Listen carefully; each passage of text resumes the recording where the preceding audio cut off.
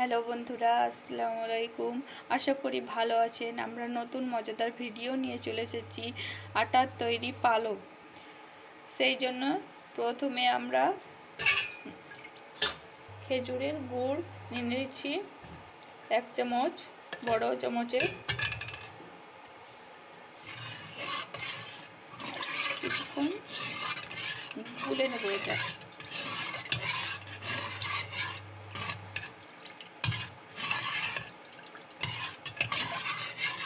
আপনারা যেমন মিষ্টি খাবেন সেরকম দেবেন। এটাতে চিনিও দিতে পারেন, গুড়ও দিতে পারেন। গুড়ের রস তৈরি করে নিয়েছি, এবার চুলোতে চাপাবো। এতে একটু চিনি দিয়েছি টেস্ট বাড়ার জন্য। এবার রসটাকে ফুটিয়ে নেব। কিছুক্ষণ নেড়ে নেড়ে নিব যাতে তলে না লেগে যায়।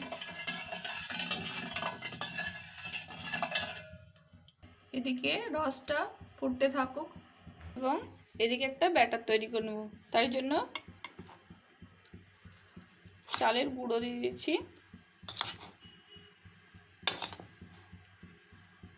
6 চামচ গুঁড়ো নিয়ে নিয়েছি চালের। এবার একটু একটু জল দিয়ে এটা মেখে নেব। দেখুন বন্ধুরা, ব্যাটারটা তৈরি করে নিয়েছি। এরকমভাবে করে নেবেন। রসটা গরম হয়ে গেছে, এবার ব্যাটারটা দিয়ে দেবো এতে। দেখুন কি সুন্দর কালার আসছে। ব্যাটারটা দেওয়ার পর নাড়তেই থাকবেন। নাড়তে থাকবেন আস্তে আস্তে যখন ঘনত্বটা বাড়বে। দেখুন বন্ধুরা, ঘনত্বটা আসছে আস্তে আস্তে। আমাদের পালও তৈরি হয়ে গেছে। এবার সবশেষে দারচিনি এবং এলাচ দিয়ে দেবো থেতো করে রাখা। দেখুন বন্ধুরা, এবার এই থালাতে বসাবো। তার জন্য একটা থালাতে ঘি ব্রাশ করে নিয়েছি। এবার ঘি ছড়িয়ে নামিয়ে নেব পালটা।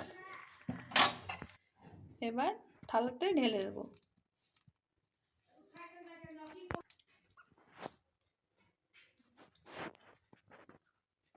এটা বসিয়ে রেখেছি, কালকে সকালবেলায় কাটবো ওটা পিস পিস ভাবে।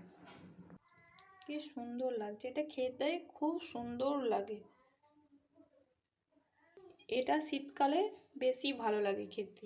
শীতকালে এই হয়। এবার দেখুন বন্ধুরা, এবার কেটে নেব, বসে গেছে।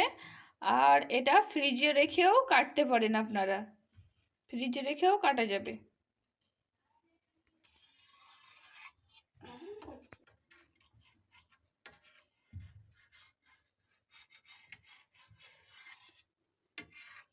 এইভাবে আপনারা কেটে নেবেন, পিস পিস ভাবে উঠবে। দেখুন বন্ধুরা কি সুন্দর কাটা হচ্ছে।